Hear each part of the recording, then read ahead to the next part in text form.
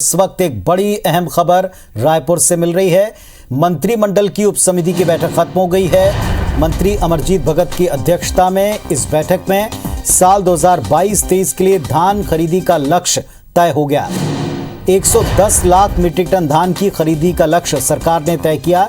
मंत्री रविंद्र चौबे, मोहम्मद अकबर और मंत्री उमेश पटेल इस मंत्रिमंडलीय उपसमिति का हिस्सा हैं। बैठक खत्म हो चुकी है और इसमें 110 लाख मीट्रिक टन धान खरीदी का लक्ष्य साल 2022-23 के लिए तय किया गया है।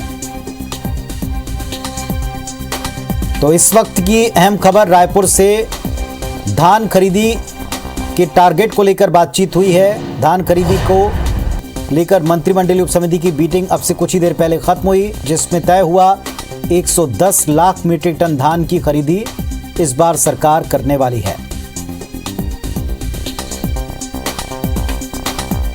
और बैठक को लेकर हमारे सहयोगी आपको बता रहे हैं। खरीफ सत्र में धान खरीदी और कस्टम मिलिंग समेत अन्य नीतियों के लिए आज एक बेहद अहम बैठक हुई है मंत्रिमंडल उप समिति की, जिसमें आप देख सकते हैं मंत्री रविंद्र चौबे और जो इस समिति के अध्यक्ष हैं खाद्य मंत्री अमरजीत भगत और उमेश पटेल और कृषि मंत्री रविंद्र चौबे जी। चौबे जी, सबसे पहले आपसे जानना चाहेंगे आज की बैठक में क्या कुछ डिसीजन लिए गए हैं? बाकी सारे निर्णय माननीय अध्यक्ष जी बताएंगे। छत्तीसगढ़ का इकोनॉमी बेस हमारा धान का उत्पादन है। ये बहुत महत्वपूर्ण कमेटी है जिसकी आज फिर से शुरुआत हो रही है बैठक की। आगामी वर्ष में धान खरीदी के लिए क्या क्या व्यवस्थाएं हो सकती हैं, उसके लिए कितना बारदाना की जरूरत हो सकती है, पंजीयन कब से शुरुआत करेंगे, लक्ष्य हमारा क्या रहेगा, इन सारे विषयों पे अभी हम लोगों ने चर्चा किया। जी, समिति के जो अध्यक्ष हैं अमरजीत भगत जी, उनसे जान लेते हैं। जी सर, क्या इस बार टारगेट रखे हैं, क्या कुछ इस बार नया रहेगा? इस बार धान खरीदी के लिए जो नीति निर्धारण कमेटी की बैठक हुई है उसमें लगभग 110 लाख मीट्रिक टन का अनुमान है। उसी के अनुरूप 5.5 लाख गठान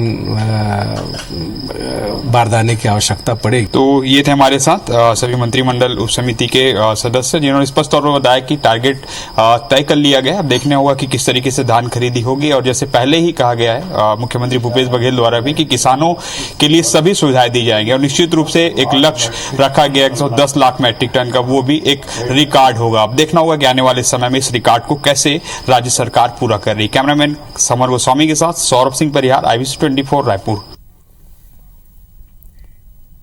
और हमारे सहयोगी सौरभ इस वक्त हमारे साथ में जुड़ना है, सीधे उनका रुख करते हैं। सौरभ, एक लक्ष्य तय करना था, मंत्रिमंडलीय उप समिति की मीटिंग अभी खत्म हुई है, इसमें लक्ष्य तय हो चुका है, बताएं, अपडेट दें पूरा।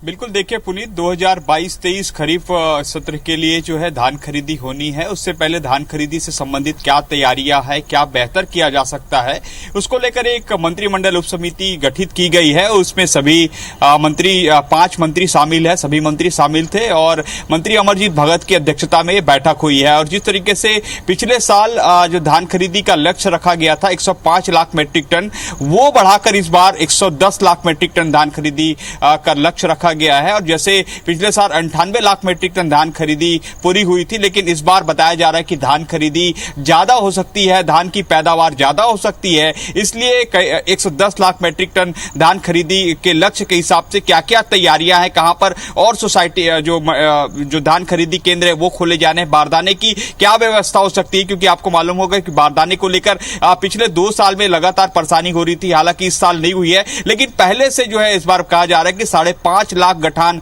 बारदाने के लिए पूरी आवश्यकता होगी, उसके लिए चर्चा हुई। इसी तरीके से कस्टम मिलिंग के लिए क्या आवश्यकता है, ट्रांसपोर्ट कैसे जल्द से जल्द किया जा सकता है, तो इन्हीं मुद्दों को लेकर विस्तारित चर्चा हुई है। लगभग 1 घंटे से ज्यादा देर तक ये बैठक चली है। और जैसे धान खरीदी की शुरुआत कब से होनी है तो उसको लेकर भी चर्चा हो चुकी है, लेकिन बताया नहीं जा रहा है। लेकिन ये बताया जा रहा है कि नवंबर के लास्ट जो दिसंबर है उसके पहले वीक में जो है इसकी शुरुआत हो सकती है, लेकिन अभी। चलिए, तो सौरभ हमको बता रहे थे कि लक्ष्य तय हो चुका है। मंत्रिमंडलीय उपसमिति की मीटिंग में इस लक्ष्य को तय किया उपसमिति ने और ये बैठक अब खत्म हो चुकी है और 110 लाख मीट्रिक टन का टारगेट तय किया। शुक्रिया आपका इस अपडेट के लिए।